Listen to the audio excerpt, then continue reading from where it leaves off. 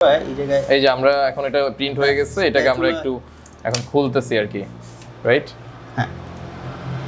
So খোলার জন্য আমরা একটা আলাদা ইকুইপমেন্ট ইউজ করতেছি।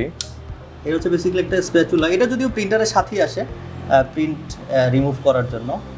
ওকে, 50% স্কলারশিপ আছে। ঠিক এক সাইড থেকেই আমরা খুলবো নাকি সব দিক দিয়েই? আচ্ছা, গ্রেট। সো এটা খুলে আসছে, আমরা একটা ফাইনাল প্রোডাক্ট দেখতে পেলাম। আমার কাছে মনে হয় যে এইটা আমরা এই বেসটা আমরা হয়তো সরাই ফেলবো, তাই না? এটা জাস্ট এই বেজের বেশ একটা ভালো থিকনেস মনে হচ্ছে আমার কাছে। এটা থিকনেস কত আছে আসলে? হ্যালো সবাইকে, কেমন আছেন? আশা করছি সবাই ভালো আছেন। আমি আজকে যেহেতু ফ্রাইডে একটু ইনফর্মাল আছি, আজকে আপনাদেরকে একটা দারুণ জিনিস দেখাবো। আমার এখানে ক্যাড করে মতো একটা প্রিন্টিং চলতেছে, এডুকেশন পারপাসে আমরা একটা দারুণ জিনিস করি, সেটা হলো 3D প্রিন্টিং।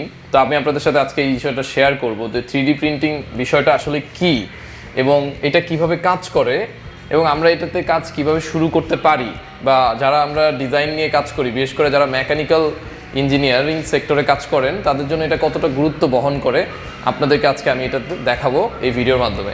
তো চলেন আমরা প্রিন্টিংয়ের এখানে চলে যাই।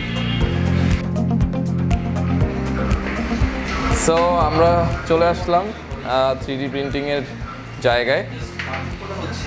আমরা একটু দেখাই এখানে যে 3D প্রিন্টিং চলতেছে, যে আপনারা যে জিনিসটা এখন দেখতেছেন এটা একটা প্রিন্টার, এবং এই প্রিন্টারের মাধ্যমে একটা অবজেক্ট কিন্তু বের হচ্ছে, আমরা দেখতে পাচ্ছি।